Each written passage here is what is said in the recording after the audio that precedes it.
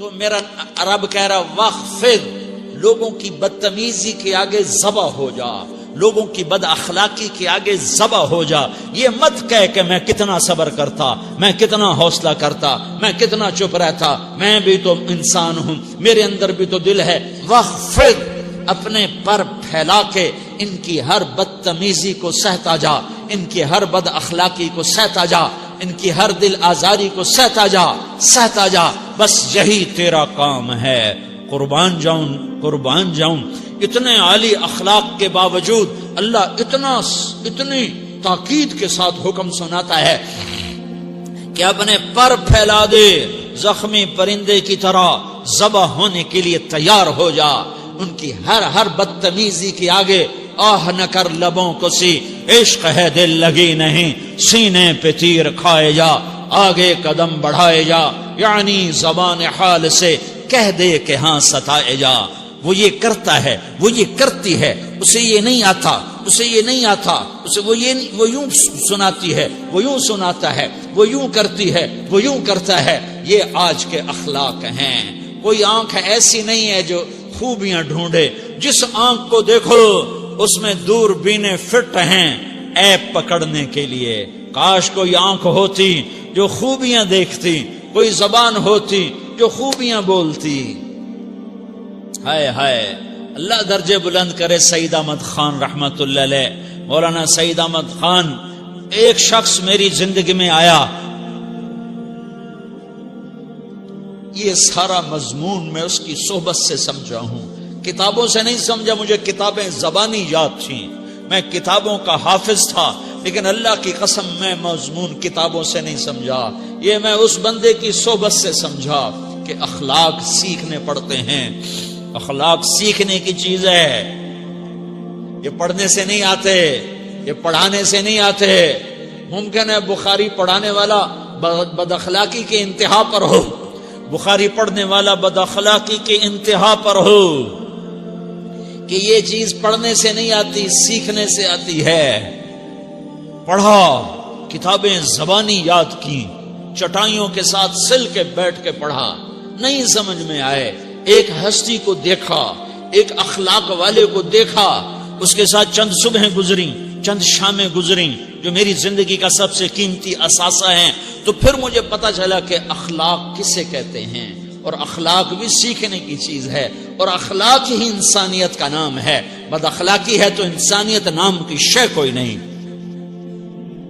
میرے رب کو زیادہ تسبیحات کی ضرورت نہیں ہے. یوں ممبر پہ بیٹھ کے لمبی تقریروں کی میرے رب کو زیادہ ضرورت نہیں ہے. بچھ جاؤ، پٹ جاؤ، مٹ جاؤ، لٹ جاؤ، اور اللہ کے دربار میں اونچا مقام پالو.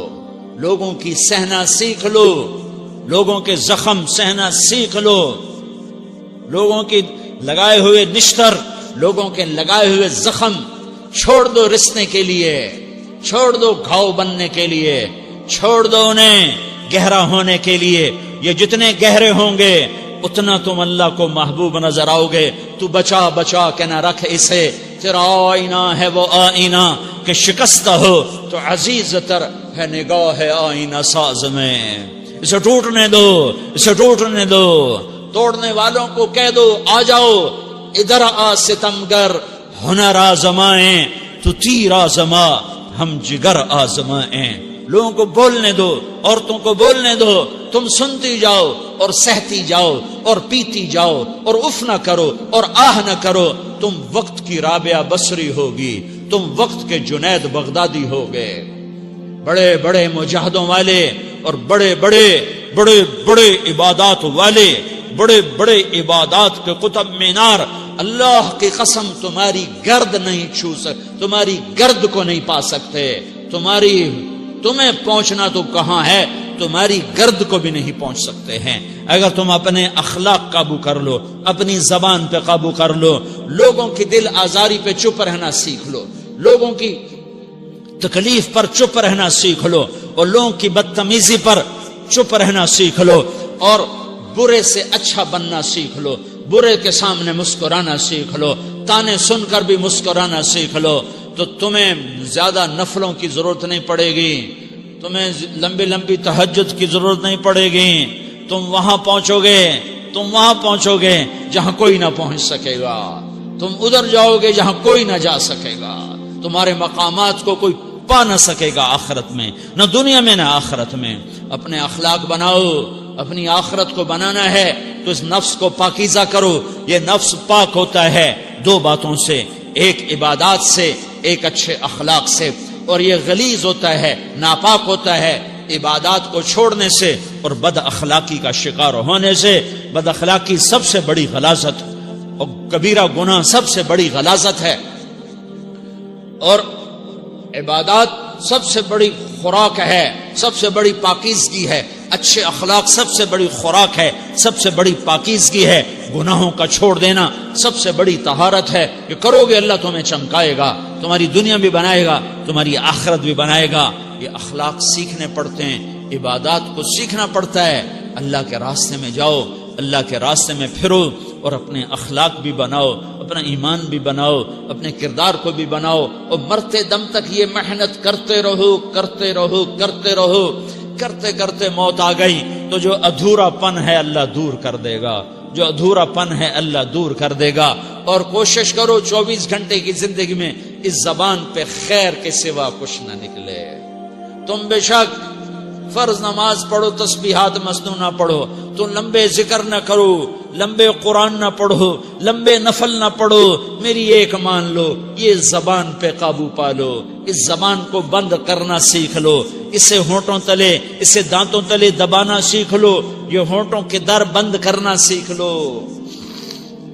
یہ مدرسے کے طلبہ نظر آ رہے ہیں، ان کو شیطان کوئی دعوت دے گا شراب پیو، ان کو کوئی شیطان دعوت دے گا کہ جوا کھیلو، ان کو دعوت دے گا غیبت کرو، ان کو دعوت دے گا فلاں کی برائی کرو، ان کو دعوت دے گا اس کے عیب ڈھونڈو اور اس کو چسکے لے کر بیان کرو. یہ اس گناہ کی مار دیتا ہے، اس میں ایسی مار دیتا ہے کہ نمازیں صاف ہو جاتی ہیں، عبادات صاف ہو جاتی ہیں، علم صاف ہو جاتا ہے، تبلیغ صاف ہو جاتی ہے.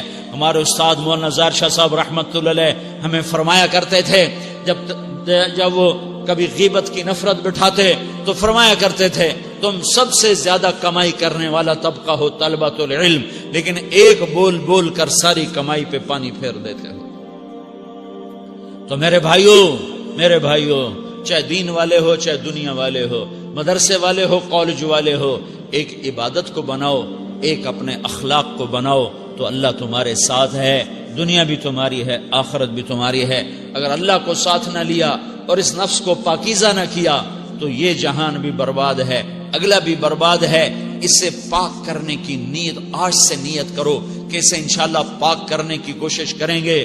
تو نیت کرتے ہو سارے کہ اسے پاک رکھنا ہے. کبھی کوئی دھبا لگ جائے، لگتا رہے گا انسان جو ہے تو فوراً دھونے کی، جیسے کرتے پہ دھبا لگ جائے تو فوراً دھونے کی کوشش کرتے ہیں، اسے دھونے کی کوشش کرو. آنسوؤں کا پانی بس بڑے سے بڑے داغ کو دھونے کے لیے آنسوؤں کا پانی چاہیے، اور زیادہ پانی بھی نہیں چاہیے. ایک مکھی کے سر کے برابر تمہاری آنکھوں کے کٹوروں میں آنسو تیر گیا جو صرف تمہارے اندر کو تر کر گیا، باہر نہ نکل سکا. تمہاری آنکھ اتنی بخیل ثابت ہوئی کہ تمہیں آنسو کا ایک قطرہ نہ دے سکی، لیکن اتنا دے دیا کہ تمہارے کنارے بھیگ گئے. تو تمہارے بڑے بڑے داغ اللہ دھو کے صاف کپڑا تمہیں ہاتھ میں پکڑا دے گا، تمہارے ہاتھ میں پکڑا دے گا.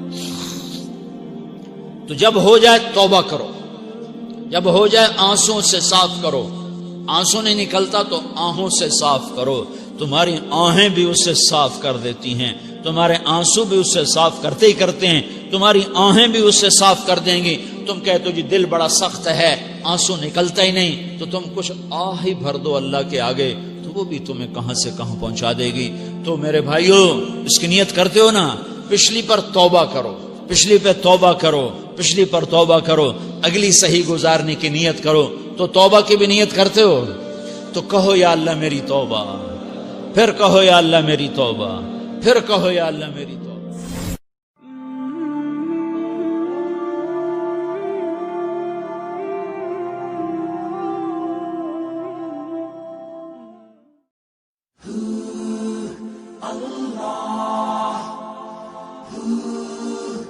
اللہ